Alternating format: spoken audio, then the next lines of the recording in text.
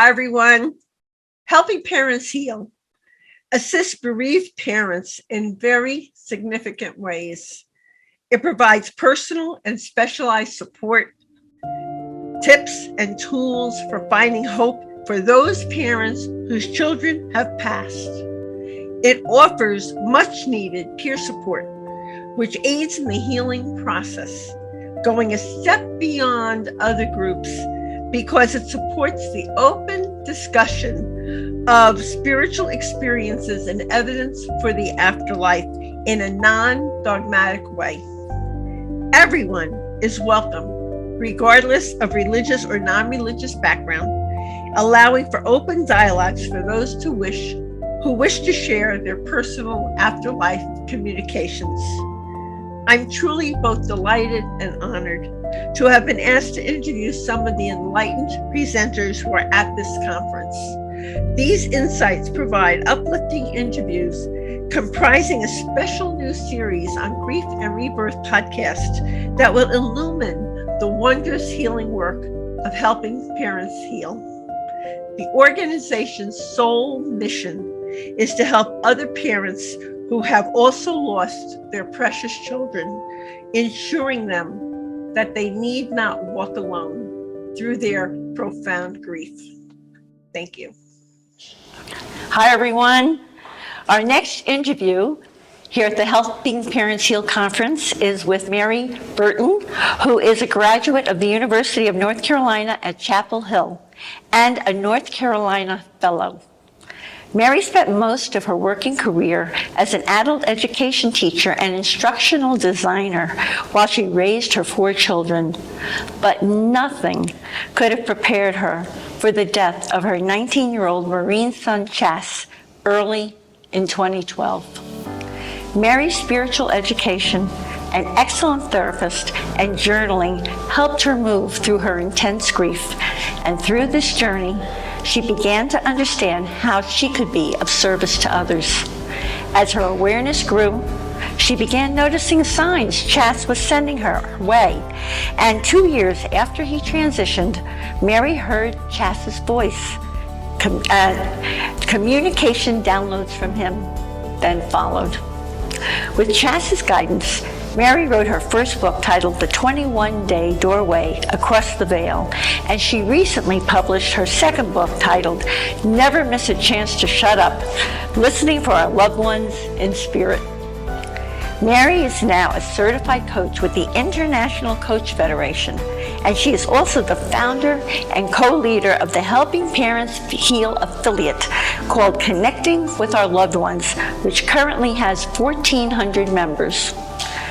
I'm looking forward to talking with Mary today about her healing journey through grief, how to reach out and converse with a loved one as well as your team in the spiritual realm, the common signs our deceased loved ones send us, and more, for what is surely going to be an enlightening, insights-filled, and very uplifting interview.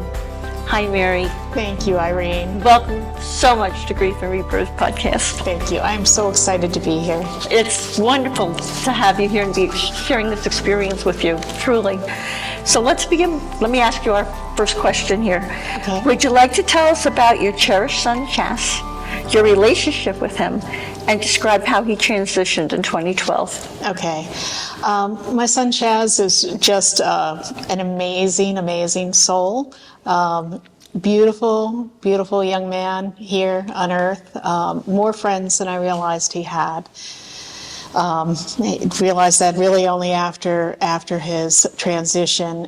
He was a Marine, and he was very anxious to maintain being in the Marines. Tried to be over and over again the perfect Marine, and probably was. He had many friends. He used to have a sort of cult following of younger men who would often follow him around. He wears his Marine insignias and things like that. So he's very proud of what he accomplished. He had a failed love affair, and I think that was possibly a trigger for him. He was very conscious of what the Marines required of him, but he did leave this world by his own hand in 2012. And I've never felt any, personally, I've never felt any anger over that. I struggled for a while to understand it, but I never felt any anger at him for that decision. Well, you have compassion. It sounds like you have tremendous compassion for what he was going through. Yeah, for what he was going through, but for him, he's a big adventurer, so it was on to the next adventure was part of his demeanor in doing that.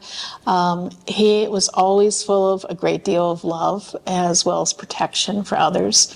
And I would see that in him in terms of things that he would describe to me. So he has maintained that and maybe grown that perhaps once he transitioned. But I will say it took me about 2 years of really hard grief work before I can understood. imagine. There was a shock also and everything else that went along with it. Yeah. But what I really admired when I was learning about you is that you already had a spiritual education, a therapist, and journaling. So this helped you with your unbearable heartache when Chas transitioned, right? How did that work for you? Well, I've always been a writer, and so I had done a lot of journaling, but as with the case with many people who have suffered significant loss, even like yourself, oftentimes family and friends are not necessarily a support. So I didn't really know anything about this, and about 14 months into the process, I looked in the mirror one day and was like, something's wrong with this picture, I need help. And so I went to my healthcare provider, and they have a triage system and a whole list to pick from. And at the time, I thought I was incredibly lucky to end up with the therapist I ended up with, and now I know luck had nothing to do with it. So why do you feel that you were synchronistically or vibrationally matched that way? Because I would never have chosen her necessarily if I was given the credentials of people and was choosing from a list, and I was just like, give me somebody near where I live. Mm-hmm. And she was somebody who had a lot of spiritual education herself, and while she was very careful about the boundaries of what a clinical therapist has to do, she was also open, as I would repeatedly pester her with spirituality questions. So she was open to sharing with me and explaining to me when something would occur to me and I didn't have an explanation for it. She would sometimes send me to different resources. It's just a wonderful, wonderful therapist. It's wonderful. And how did that help you understand that you could be of service to others? It was a much longer road in terms of that. My education came from several years after Chaz's transition. The great medium and teacher Suzanne Giesman appeared in a place where I could drive. I could drive from where I was in Wisconsin down to St. Louis, and it was still, even though I'm a professional educator, it was still the best educational experience I could have. And so it exposed me a lot of concepts. That's where I learned about helping parents heal. And I remember they had a sign-up list of people who they wanted to get together in a group, and clearly there were people who were out of state at this session. And so I didn't sign up at first, but then I called them like 2 weeks later and I said, I'm rethinking this. I want to sign up in the list. And they're like, yeah, we don't know what to do about these out-of-state people. And so I was like, okay, well, I work in education. I do online education. I'll be glad to take those people and start a group and start working with them. So do you do it all online with people? Yeah, so I started from all over the United States, basically? Yeah, started using Zoom at that point, we called it a mediumship development circle, but I think most people called it Mary Bertun's group. And we met for about 3 years working on different spiritual topics. Sometimes people would bring in different resources to the group. Suzanne Giesman talked to us at one point. We had some other speakers in that group. And so some of us worked on and developed a lot of our skills at connecting during that period of time. And some of it also started with my therapist Rose Gallardi, who would direct me to people who could answer questions that she could not answer. So that was helpful. Was indeed wonderful. Yeah. It sounds wonderful. Well, your presentation to Helping Parents Heal is titled Communicating with Our Loved Ones. Right part of this theme. And one of the points you make is that through mindful approaches to our loved ones, love and gratitude, we can connect with them. We're all ears, Mary. Tell us what that's about. Okay. We had the most wonderful workshop yesterday. I think the room housed 200 people, but we probably have pretty close to 300 in there. And, you know, the energy and the love in that room was so apparent. I could, feel as each, the children they know ahead of time that their parent is going to be here. They know their parent is trying to reach them. And so we just had some incredible things that happened. There are many different ways for parents to connect with children in spirit, and so I will never profess to having the exclusive rights on that, but we do know what works and what doesn't work. So what does work is having very positive, loving, caring, compassionate, grateful attitudes. And we know that we keep our exercises small, just a 12-minute period. So we will often say, if you can keep these thoughts away for those 12 minutes, you can return to them anytime. We also know that... You mean the negative thoughts or the thoughts negative of grief? Thoughts, because grief is normal, and it's going to go on as long as it's going to go on. So we will often say to people, connecting with your child is a wonderful experience. However, there's also your own healing experience. And we know you can be very early on in your process and still connect with your child, but if you ignore the part of healing, it'll eventually turn around and kick you in the behind later on. So what do you call the part of healing? Like what do you encourage them to do to heal? Well, I'm very lucky in that I have a co-leader of our affiliate, David Wilson. I have other people, Joe Greeny down in Australia, New Zealand actually, who are very experienced and very credentialed at the grief and healing part of things. So we do have resources within our own groups and within my own classes where we can refer people to that. That's a blessing. That's a blessing.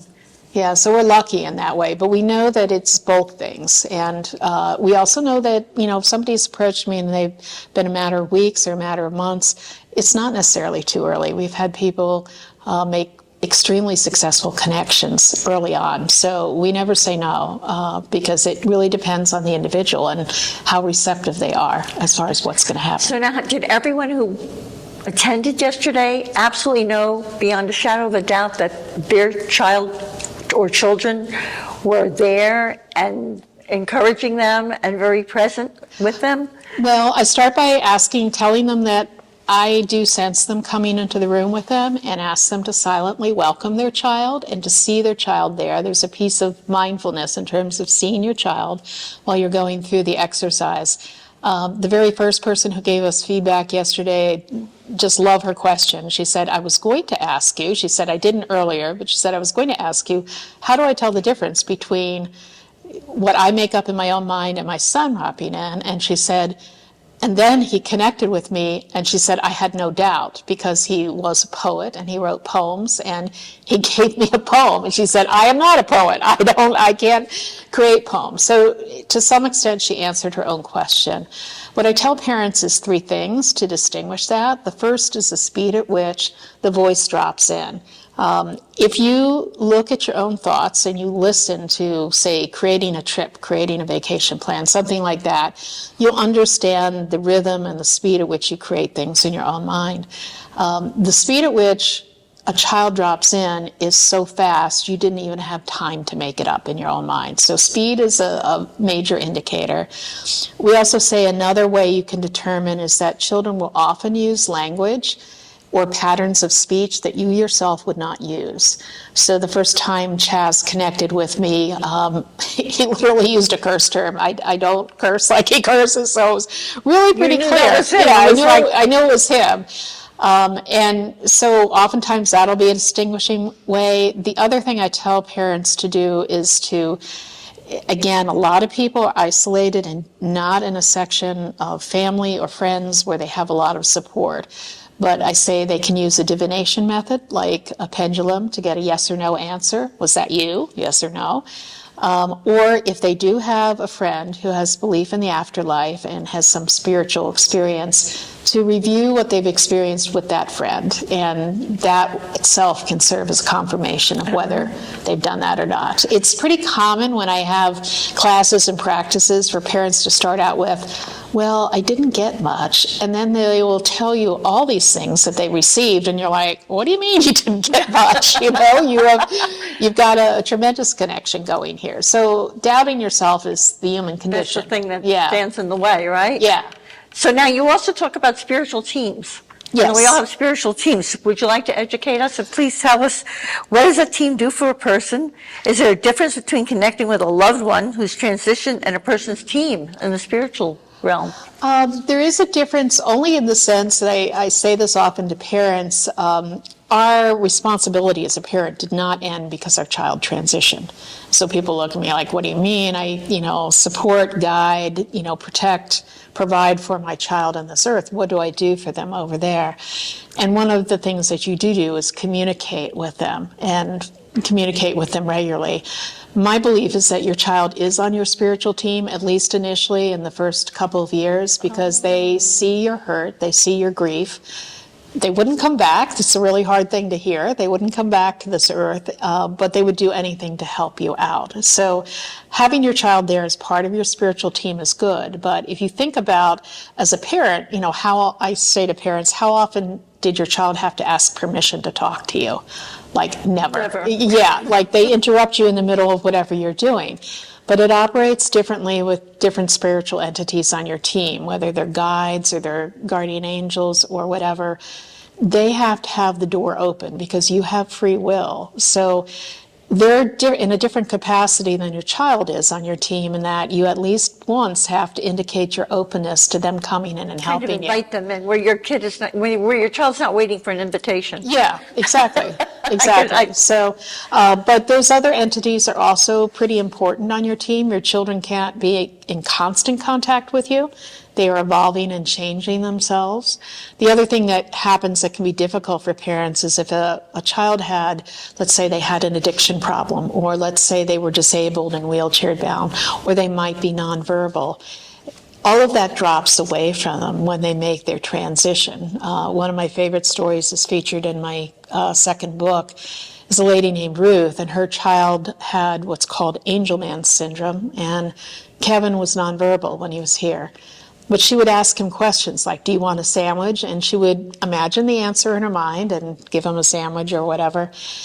And so when she asked him during one of our practices, how do you want to communicate with me now? His answer was, the same way we always did when I was on Earth.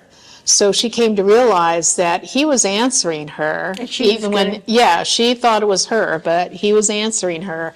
And she received that answer on Earth. So he's like, this is no different. Wow. Now I'm talking to you. Wow. So tell us about your book, Never Miss a Chance to Shut Up.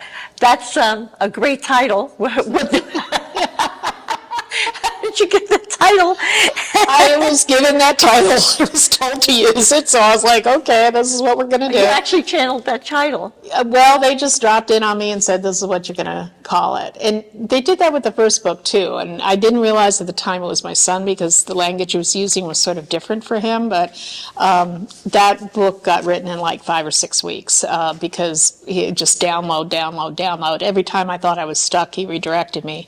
In this case, I wanted to focus on stories of more than just helping parents heal, although there are a number of those in the book. I wanted to also focus on stories of people who, like yourself, have connected with a loved one that they're close to. Might be a partner, might be a parent, but have a definite connection. Because, as I say in the book, love is the currency of the universe. Yes. And that's not restricted to a certain position, even though losing a child is a terrible experience. So my favorite story came yesterday during the workshop when someone said, I don't know if I believe this stuff. I hear these people talking about Wait, talking this person to came to the Helping Parents Yes. Heal conference. Yes. And they're sitting there saying, I don't know if I believe this stuff. Exactly. Interesting. And they had, their child had transitioned 3 years earlier, and she said, I begged, I pleaded to receive a sign from him, something, a word, anything. And she said, I got nothing. But she said, when we walked through this exercise today, she said,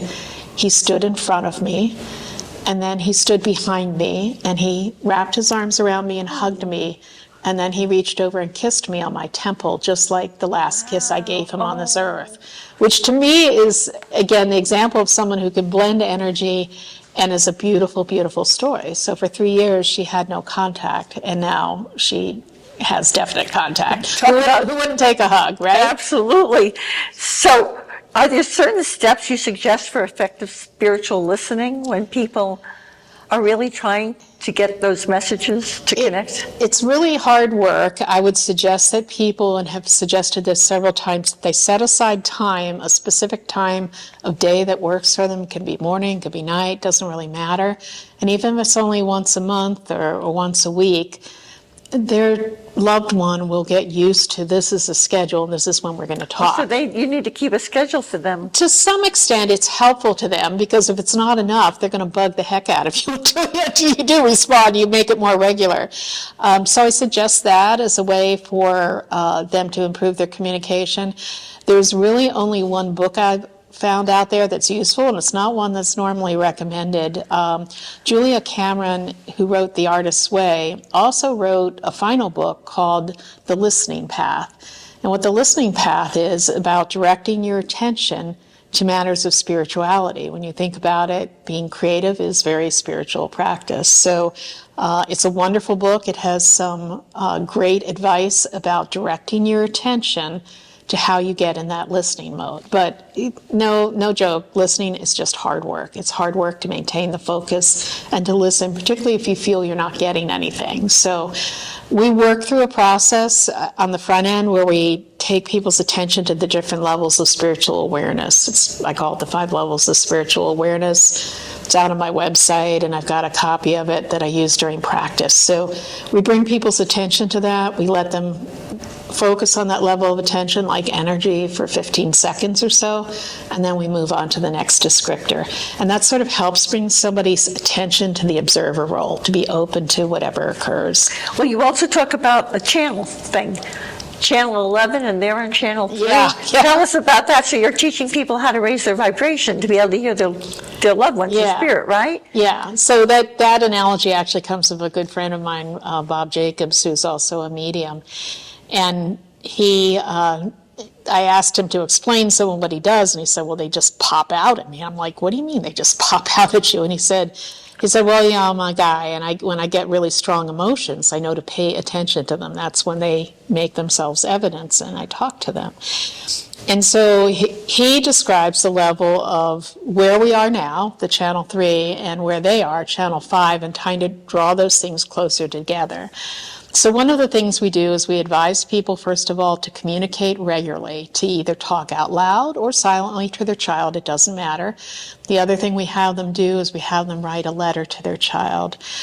It can be a very brief letter, but we say it should be only full of love and gratitude. Then we ask them to reread that letter to themselves right before the practice. That does 2 things. First of all, the kids absolutely love it. They just, everybody wants to hear. Yeah, they're just looking over it, then they share notes and all that kind of stuff.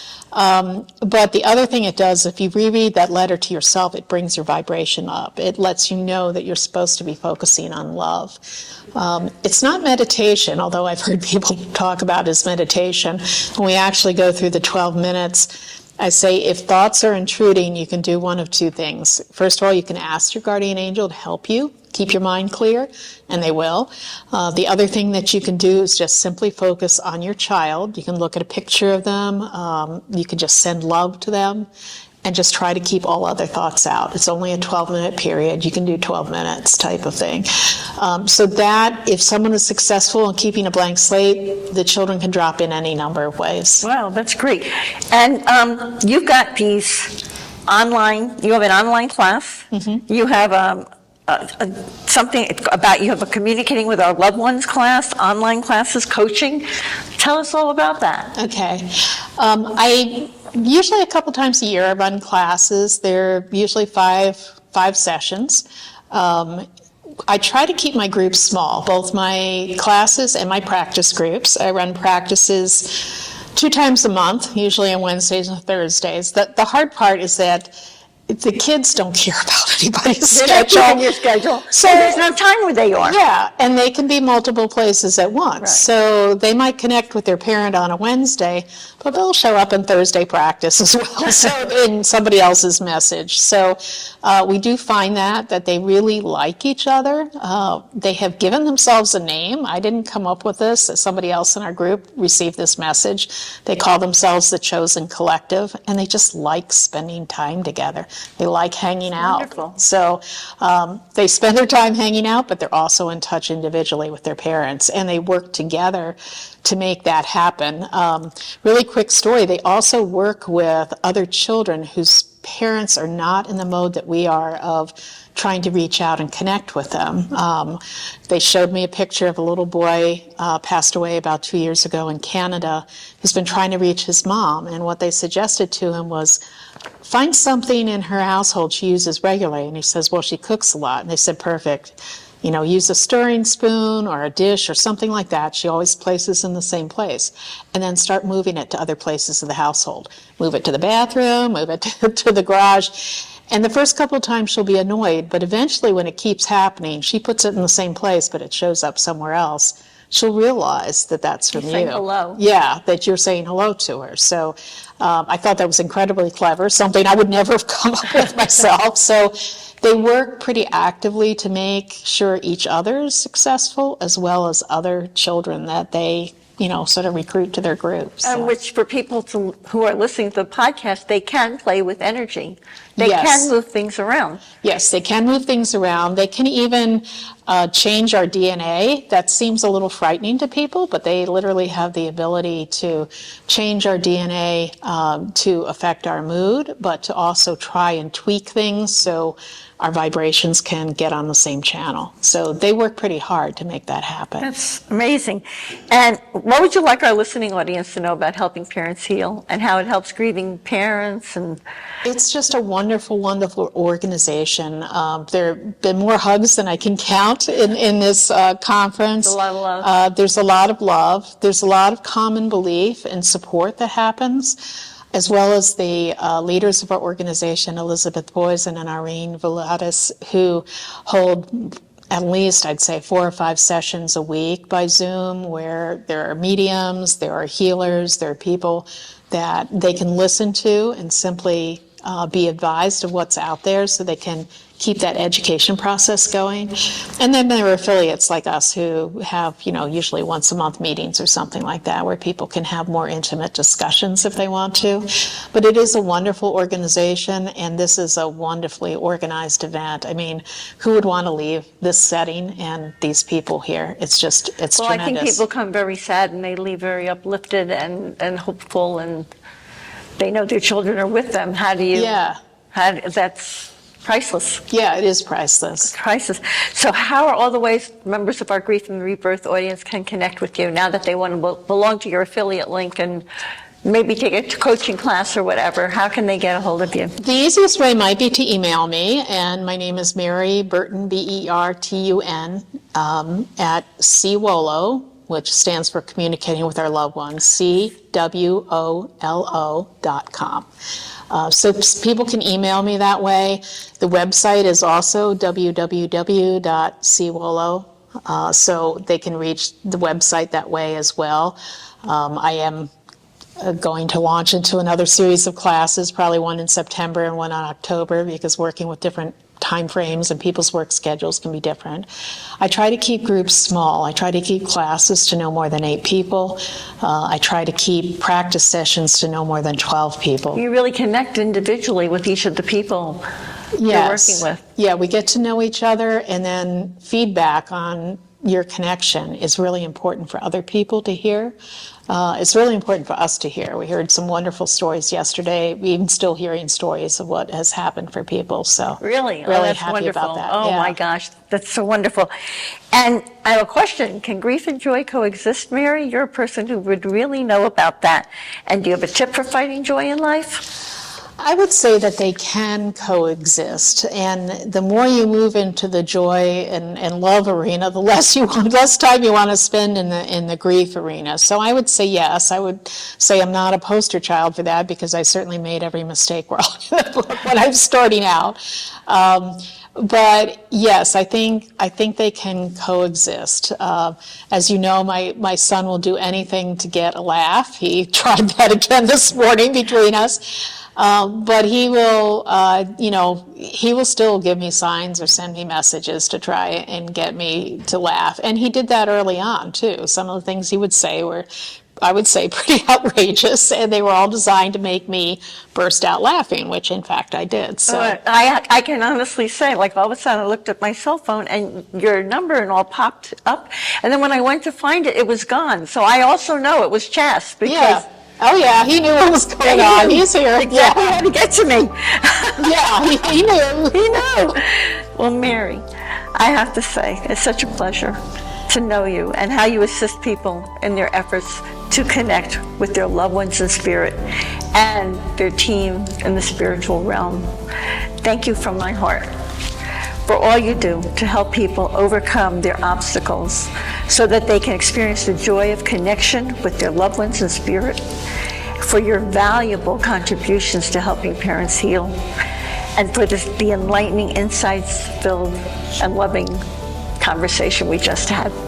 Thank you so much, Irene. And while we're here, I just want to put one last plug. I have many friends in helping parents heal who listen to podcasts, and Irene's podcast is number one on their list. So wow. I'm going to encourage even more of my friends within the organization to reach out, because I think that's helpful for people to hear. I really do. That's such a blessing and a validation for me. Thank you so much. Totally true. It's true. So here's a loving reminder, everyone, that you can see the show notes and all Grief and Rebirth podcast episodes on ireneweinberg.com, and make sure to follow us and like us on social at Irene S. Weinberg on Instagram, Facebook, Twitter, and if you're watching here on YouTube, be sure to hit subscribe so that you'll never miss an episode with lovely people like Mary Bertun. Thank you. Thank you so much. Many blessings. To be continued, and bye for now. Rather